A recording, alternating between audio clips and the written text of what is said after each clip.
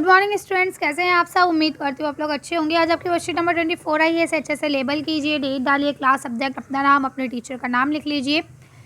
चलिए पढ़ना शुरू करते हैं। तो यहाँ चैप्टर 5 चल रहा है, व्हेन पीपल रिबल, यानी कि जब इंसान बगावती हो जाता है, जब जनता बगावत पे उतरती है। 1857 और उसके बाद में क्या रहा, इसके बारे में आज हम लोग पढ़ेंगे। तो लिखा है ईयर्स आफ्टर रिबलेशन, यानी कि आपकी जो विद्रोह हुआ उसके बाद के साल कैसे रहे और क्या रहा। The British had regained control of the country by the end of half 1859, but they could not carry on ruling the land with the same policies anymore.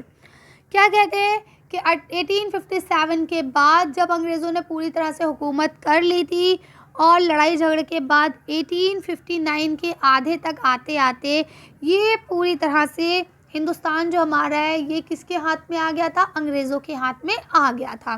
ठीक है, तो वो रूल करना तो चाहते थे, लेकिन जो उनकी पुरानी पॉलिसीज़ थी वो उन पॉलिसीज़ को दोबारा अपनाना नहीं चाह रहे थे। Given below are the important changes that were introducing by the British. अब ब्रिटिश ने कुछ चेंज निकाले, कुछ पॉलिसीज़ वगैरह में जो चेंजेस किए, क्या चेंजेस किए वो यहाँ नीचे आपको दिए गए हैं, तो हम उन्हें पढ़ेंगे।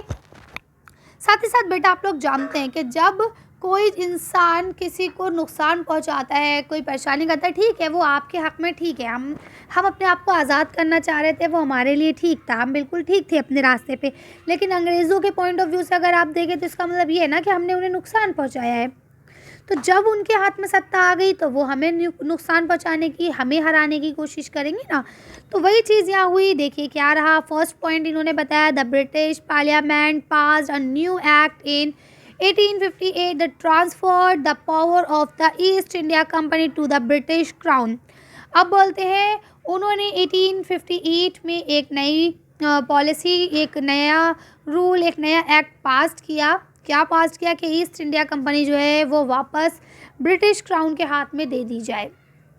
अ member of British cabinet was appointed secretary at of the state of India and made responsible for all matters related to the government of India, governance of India. अब क्या बोलते हैं कि इन्होंने एक कैबिनेट के मतलब एक कैबिनेट अपॉइंट की, जिसमें उन्होंने क्या करा कि सारी जो इंडिया की प्रॉब्लम्स थी उन सारी चीज़ों को उन्होंने उनके ऊपर छोड़ दिया। He was given a council to advise him called the India council. अब उन्होंने एक काउंसलर रखा जो उन्हें एडवाइस करेगा और उसको क्या कहा गया, इंडियन काउंसिल कहा गया।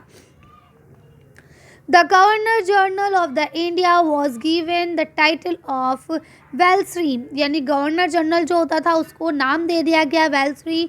That is a personal representative of the crown, जो वहाँ के राजा का, जो वहाँ की रानी थी उनका एक पर्सनल असिस्टेंट हुआ करता था, पर्सनल रिप्रेजेंटेटिव होता था।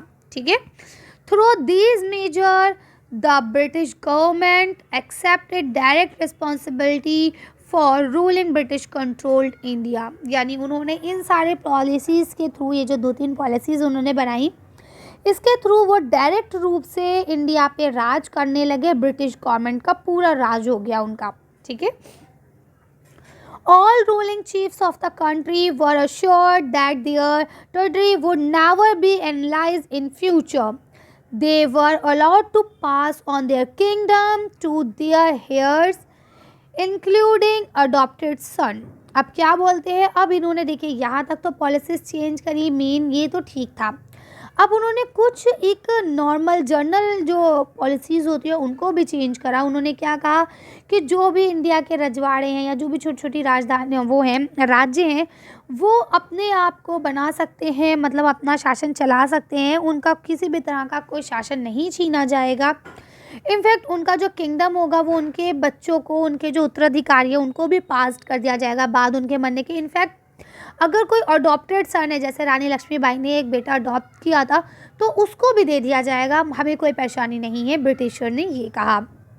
However, लेकिन they were made to acknowledgement the British queen as the sovereign paramount. ठीक है, अब उन्होंने बोला लेकिन इन सबको करने के लिए आपको क्या होगा, जो ब्रिटिश क्राउन है, जो ब्रिटिश क्वीन है, उसको आपको उसकी बात मानना पड़ेगी। Thus the Indian ruler were to hold their kingdom as subordinate of the British crown. आप बोलते हैं कि आप हमारी बात माने, आप हमारी रानी के अंडर में अपने राज्य को चलाएं।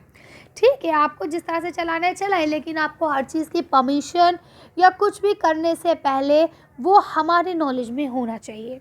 ठीक है ना। तो अगर देखा जाए तो डायरेक्टली चला तो वही रहता है भाई, जाहिर सी बात है। अब आपका एक क्लासरूम होता है, स्कूल है, स्कूल में हेड कौन होता है? हमारे प्रिंसिपल होते हैं। ठीक, लेकिन क्या प्रिंसिपल हर क्लास को इंडिविजुअली देख सकता है? नहीं देख सकता। तो वो क्या करता है? क्लास टीचर बनाते हैं। ठीक है, उसके बाद क्लास टीचर अब पूरे क्लास के बच्चों के मैटर्स, प्रॉब्लम सब एक साथ नहीं देख सकती, तो वो क्या करती है? वो मॉनिटर बनाती है, क्लास रिप्रेजेंटेटिव बनाती है ना।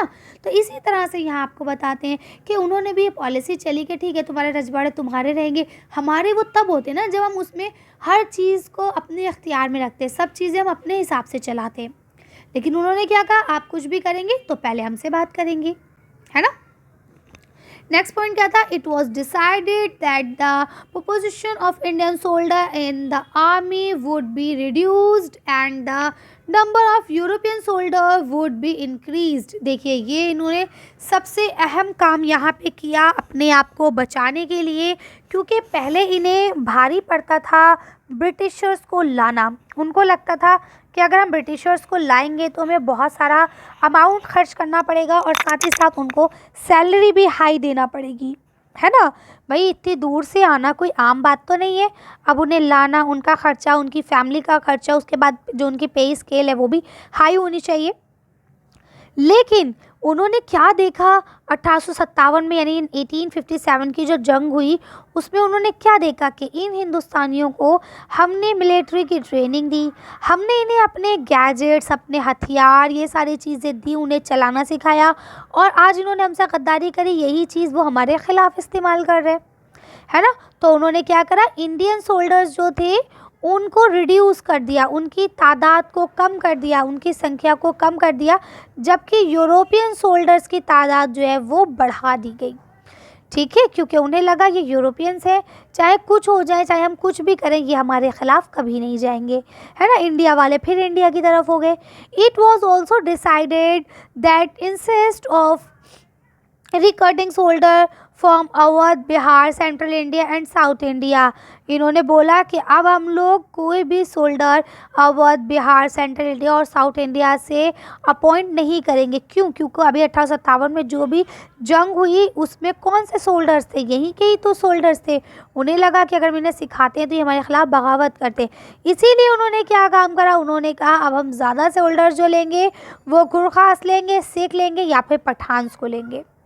ठीक है, और अब देखिए आगे इन्होंने क्या बोला? The land and the property of Muslims were confiscated on a large scale and they were treat with suspicion and हॉलिस्टिकी। अब क्या बोलते हैं कि उनको सस्पेक्ट के रूप में देखा गया कि भाई ये धोखेबाज हैं। किनको? मुस्लिम्स को। उनके साथ कॉम्प्लिकेटेड ट्रीटमेंट किया गया, यानी उनको गद्दार के रूप में देखा गया। 1857 में बेटा लड़ने वाले खाली मुसलमान नहीं थे, देश को तो सब आज़ाद कराना चाह रहे थे ना। उसमें हिंदू भी शामिल थे, उसमें मुस्लिम्स भी शामिल थे, सिख भी थे, मराठे भी थे, जाट भी थे, सब शामिल थे, सब अपने हिंदुस्तान को आज़ाद कराना चाह रहे थे।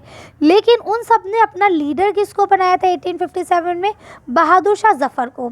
जब उन्होंने बहादुर शाह जफ़र को बनाया था तो बहादुर शाह जफ़र कौन हुए? मुस्लिम हुए। तो अंग्रेज़ों का ये मानना था कि हिंदू जो हैं वो नहीं चाहते हैं कि इनका देश आज़ाद हो या इस तरह से कुछ भी, लेकिन मुसलमानों ने हमारे साथ गद्दारी की और मुसलमान ही अपने देश को आज़ाद कराना चाहते हैं, इसलिए उन्होंने मुसलमानों को ही गद्दार की नज़रों से देखा, उन्हें ही दोषी ठहराया, है ना। उसके बाद बोला the British believe that they were responsible for all the rebels in by big way. अब उन्होंने बोल दिया ना कि ये जितना भी गद्दारी हुई है, जितना भी विद्रोह हुआ है, इसके पीछे सिर्फ़ और सिर्फ मुसलमान हैं, बाकी कोई नहीं है। तो क्या सच में बेटा ऐसा था? क्या झांसी की रानी अपने देश को आज़ाद कराना नहीं चाह रही थी? बताइए, क्या नाना साहब अपने देश को आज़ाद कराना नहीं चाह रहे थे? है ना। तो कहने का मतलब ये है कि ये सिर्फ इनकी थिंकिंग थी, अपने देश को तो सब आज़ाद कराना चाह रहे थे। आगे देखिए क्या लिखा है, the British decided to respect their customary religious and social practices of the people in India, यानी कि इंडिया ब्रिटिशर्स ने ये डिसाइड किया कि भाई हम हिंदुस्तानियों का जो मज़हब है, उनका जो कल्चर है या सोशल प्रैक्टिसेस जो भी वो करते हैं, जिस तरह से वो अपने मज़हब को बनाते हैं या जो भी करते हैं, हम उन सब चीज़ों का आदर करेंगे। जैसा कि आप जानते हैं पहले उन्होंने क्या चाहा था, उन्होंने बहुत सारे ऐसे हथकंडे अपनाए थे जिससे मुसलमानों का और हिंदुओं का मज़हब जो है बर्बाद हो जाए। हुआ था, नहीं हुआ था, लेकिन अब क्या है, अब वो अपने आप को सुधारने के दिखा रही है, सिर्फ पॉलिटिक्स होती है ना। इसके बाद देखिए लास्ट पॉइंट क्या लिखा, policies were made to protect landlord and zamindars and give them security of right over their lands. अब बोलते हैं कि उन्होंने कुछ पॉलिसीज़ बनाई ताकि ज़िम्मेदार या लैंडलॉर्ड जो भी हैं वो अपनी ज़मीन की खुद हिफाजत कर सके और उनकी ज़मीन उनकी निगरानी में रहे, जबकि ऐसा कुछ नहीं था, वो सिर्फ पॉलिसीज़ थी, है ना। Thus a new face of history began after 1857, और 1857 के बाद हिस्ट्री ने एक नया रुख ले लिया था और एक नई तरह से ज़िंदगी की शुरुआत हुई थी। अब उम्मीद करती हूँ तक समझ में आ गया होगा। फर्स्ट क्वेश्चन लिखा है, what change were introduce by the British in the administrative system after the revolt of 1857, यानी ब्रिटिशर ने कौन से सिस्टम्स को, कौन सी चीज़ों को बदला, कब, 1857 के बाद। चलिए इसका आंसर देखते हैं। देखिए यहाँ पे जो ब्रिटिशर्स ने पार्लियामेंट में एक नया रूल पास किया था, कब, 1858 में, कि भाई जितनी भी पावर है ईस्ट इंडिया कंपनी की वो सब ब्रिटिश क्राउन को दे दी जाएगी। ठीक है, यानी जो आपकी ब्रिटिश महारानी है उनके हाथ में सौंप दी जाएंगी। उन्होंने ब्रिटिश कैबिनेट भी बनाए, है ना। इसके अलावा उन्होंने अलग अलग मैटर्स को रिजॉल्व करने के लिए, सही करने के लिए गवर्नर्स बनाए। ठीक है, तो ये सारी चीज़ें उन्होंने की, फ़ौज में चेंज की, बहुत सारी चीज़ें चेंज की, लेकिन हमें मेन यही लिखना था, इसलिए मैंने यही लिखा है। यही आपका आंसर बहुत बड़ा हो चुका है ना। चलिए तो आप लोग इसे लिखेंगे, आगे पढ़ते हैं। अगला क्वेश्चन लिखा है, why do you think britisher have introduce these changes. आपको क्या लगता है ब्रिटिशर ने ये चेंजेस क्यों इंट्रोड्यूस किए होंगे, क्यों ब्रिटिशर्स ये चेंजेस लाना चाह रहे होंगे। चलिए इसका आंसर देखते हैं। आंसर यहाँ से लिखेंगे, इन ओवरव्यू, अगर हम अपने पॉइंट ऑफ व्यू की बात करें, the Britisher must have made this changes because they would not want to repeat the mistake of the past. वो पास्ट में गुजरी हुए ज़माने में जो उन्होंने गलती की थी वो उसे दोबारा दोहराना नहीं चाहते थे। दैट इज़ इसीलिए उन्होंने क्या करा, उन्हें इस चीज़ को लगता था कि कहीं इंडियंस जो should not turn against them again, है ना, दोबारा से वो उनके ख़िलाफ़ ना हो जाए और पहले की तरह, और वो दोबारा से कहीं विद्रोह स्टार्ट ना कर दे। इसकी वजह से इन्होंने ये चीज़ों को बदला। नेक्स्ट क्वेश्चन लिखा है, what were the new changes introduce in army. Army में न्यू कौन से चेंजेस आए थे। चलिए इसका आंसर देखते हैं कि आर्मी में क्या क्या चेंजेस आए। यहाँ से लिखेंगे, it was decided that the population of India soldier in the army would be reduced and the number of European soldiers would be increased। यानी फौज में जो चेंजेस आए वो मेन यही थे कि उन्होंने भारतीय सैनिक जो थे उनको कम कर दिया था और यूरोपियन सैनिकों को बढ़ा लिया था। नेक्स्ट यहाँ देखिए लास्ट क्वेश्चन है आपका, the consequences of the revolt of 1857 were far reaching and all encompassing comments. अब आपको बताना है कि जो आपका 1857 का गदर था, जो रेवोल्यूशन था, जो विद्रोह था, वो बहुत दूर और बहुत देर तक फैलने वाला था, है ना। उसने सबके ऊपर असर डाला। इस पे आपको कमेंट करना है, इस पे आपको व्याख्या करनी है। चलिए तो इसका आंसर देख के वीडियो को फिनिश करते हैं। आंसर यहाँ से लिखेंगे, the consequence of the reliable warfare reaching after affecting the diminution it's as it affected every past of India and the lives of every individual। ठीक है, many people gives their lifes. अब क्या बोलते हैं कि ये दूरदर्शी और कई अयामी इसलिए था क्योंकि इससे बहुत सारी प्रॉब्लम्स आई और इसका असर हर हिस्से पे, हर खित्ते पर देखने को मिला। ठीक है, कर लेंगे। चलिए तो आज की वीडियो को हम यही खत्म करते हैं। आज की वर्कशीट में बस इतना ही। अगर आपको वीडियो पसंद आई हो तो प्लीज़ इसे लाइक और शेयर करें। अगर अभी तक आपने मेरे चैनल को सब्सक्राइब नहीं किया प्लीज़ मेरे चैनल को सब्सक्राइब करें। Thank you for watching.